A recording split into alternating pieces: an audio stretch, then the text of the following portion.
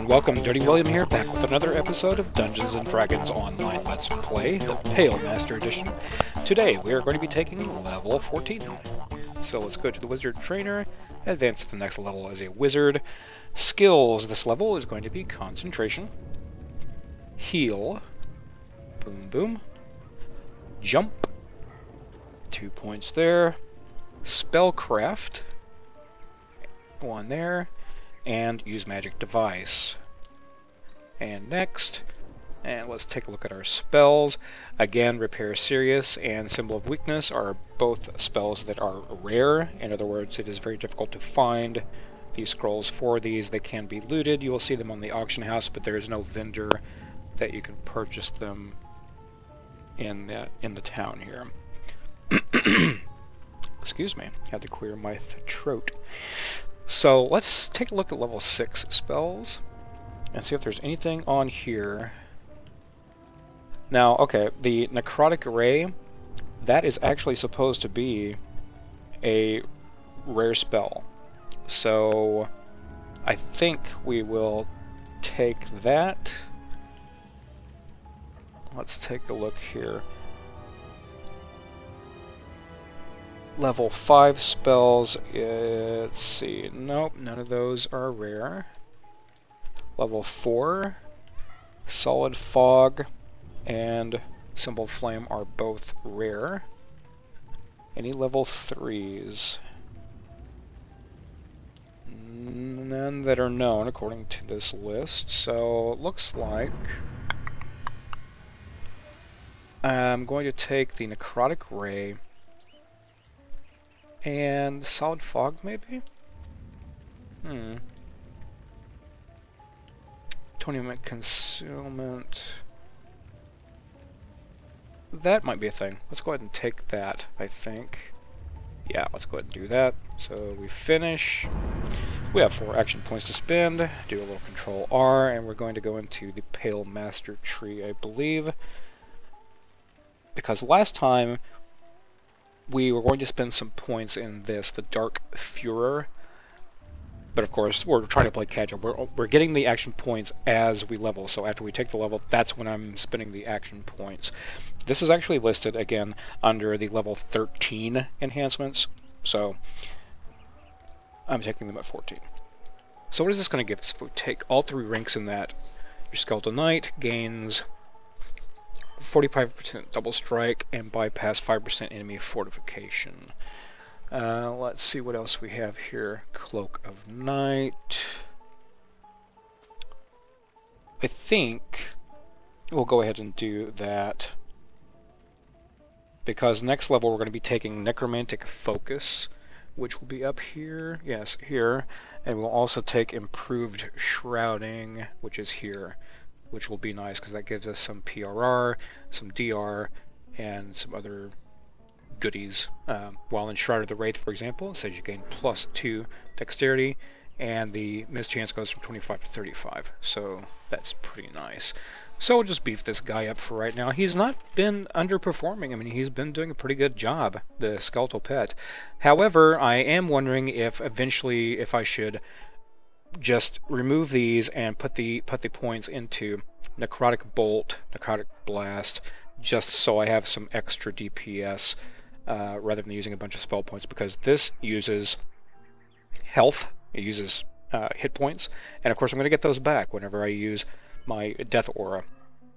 So that might be a thing to do, definitely at cap. I don't think it's going to be a very useful thing. I'll be having a lot more fun just running through and blasting things. So that'll probably be eventually what we're going to do, is just ditch all of these things. And we get quite a bit of points back, apparently. So there would be 6, 9, 12, and 15. So 15 extra points we could spend someplace else if we wanted to. Like maybe bumping up, getting some additional things here, or we could use the points over here for spell resistance and some additional intelligence. I haven't really looked at the build that much to see what we're going to get, so let's see, that is 4 points.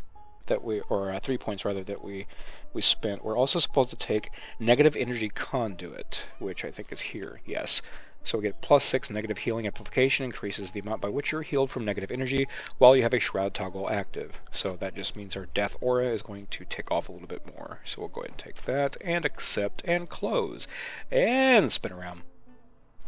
So let's take a look at gear really quickly. Not much, honestly, has changed.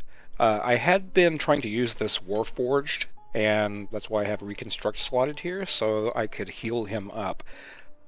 The hirelings, I don't know if it's every hireling or just the ones that I have used. I've been having a real problem with them zoning out and not doing anything. I'll tell them to fight, they stand there and do nothing. The Skeletal Pet does that sometimes too, but not as often as the hirelings, so I'm not sure if that's just a buggy thing or what. Let's see, gear-wise, we have the same +6 intelligence goggles, we have the wizardry helmet, we have the gorget, we have the bottle of air, we have a +5 resistance cloak, looted a +6 con belt, which was nice. Still have this ring of false life, which I'd like to upgrade eventually. I looted the fists, not the iron fist, but the Minyanyanya's fist from Eyes of Stone, so that was nice. I have 2 parts of the set bonus now, which is cool. I just need, what, the helm? I think it's the helm, so I can always swap that out. Then, let's see, we still have the feathered falling boots. We have Katra's wit, which is the 3rd piece of the set. Still have the spear block bracers and the axe block robe. And again, to switch off, I can throw on this death block robe here, which I think is a lot prettier, but I kind of need the axe block so I don't get hurt as much. So I recorded a little bit of extra stuff after the leveling up process, and it was fairly boring, just talking about gear and whining and crying about how not very much was on the auction house, and then I said I don't know what I'm going to run, so I'm just kind of doing my outro over again. And it's a good thing too, because you'll notice down here at the bottom, you'll see that I dinged level 16 here, guild level 16. Oh my lord, at this pot. This is like a 2-hour pot or something like that, and gives you a 100% bonus. It's just crazy. It's wonderful. I mean, this is really nice. So I might eventually have to run some challenges, get that daily token, run some challenges, and turn those in for the 5% pots just to keep going, because it's actually really, really nice to be able to unlock some of these things. For example, I unlocked, and this is like 2 levels that I've gotten since last episode. Floating Rock Garden and the Paradoxical Puzzle Box. One will give you Strength and Wisdom buff, and the other is Dexterity and Intelligence, so that's actually kind of nice. Thinking about buying those and dropping off the resists, but I don't know. Well, we'll see. It's nice to keep my resists up over here, but if it means another spell slot and getting a +2 to my intelligence, that's actually better. I don't know. We'll see. So I just wanted to throw that out there and show the progress on the guild and the airship. Obviously, it's the same color as it was before because I'm not spending any turbine points trying to go get stuff. That's one of the things I talked about a moment ago, that whenever I stopped, or after I had done the leveling process, because right now I have 590 turbine points, and it would be so great to be able to get Gianthold right now, because if we take a look at Gianthold and see all these quests here that they have, a Cabal for 1, Crucible, Gianthold Tour, Madstone Crater, Prison of the Plains, and there's a group for these things all the time. All the time. There's a raid. I mean, some of this stuff is so easy to run, like Trial by Fire. That's just silly fast. You run, you throw down some EOBs, and you're done. So this would fill a gap definitely in your leveling process. As I said in my video for the wrap-up of the Ranger, you really have to think about whether you want to TR and go through the game again, or if you want to just stay in epics and stuff. If you want to TR, definitely save up and get Gianthold, or just take $10 or whatever, buy some turbine points and get it. Most of them buy his lawn, buy 2 packs. You know, whatever you got to do. If you're adamant about not spending any turbine points, go, or not spending any actual money, go grind out some more turbine points or something. This pack is really super good, especially at this level. Instead of grinding level 12s right now, I could be doing all of these quests and possibly the raid and getting probably 2 levels or something like that in just a couple days of grouping up. So, yeah. The gameplay for this episode is going to be something on Elite. I don't know what. Well, it's going to be a quest. Might not be Elite. I don't know. I don't know what I'm going to run yet. I'm trying to do this after I level up, so that way you can kind of see the spells that I use and things. So might do something on Elite. I don't know. Who knows? Who actually knows? Anyway, that's going to be it for me today. Thank you all for watching. Until next time, this is Dirty William reminding you to do the dirty work.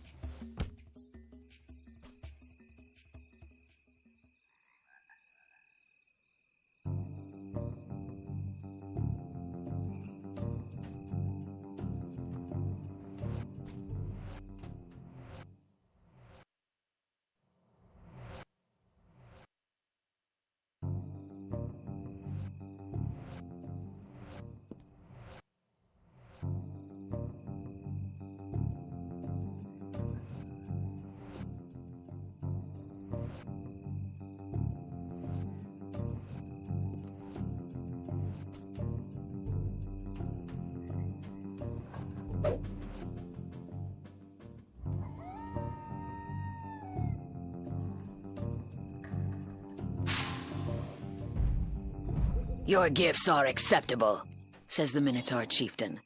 But they will not be enough to hire my people as mercenaries. War is expensive.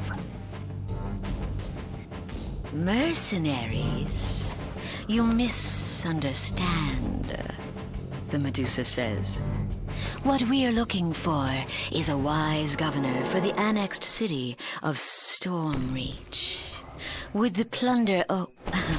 I mean, taxes cover your costs?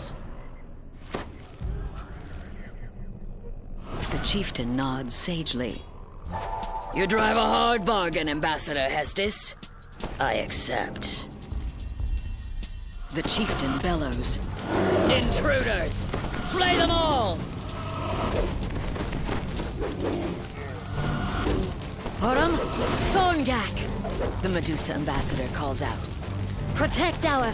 The sound of a warning bell echoes down the streets.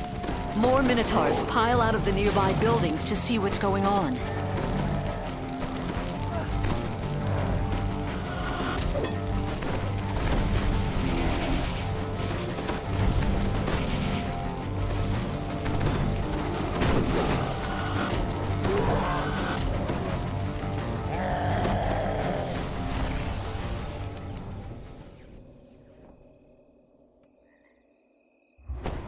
Doris is underwhelmed by your performance, grumbling about too much noise and not enough violence.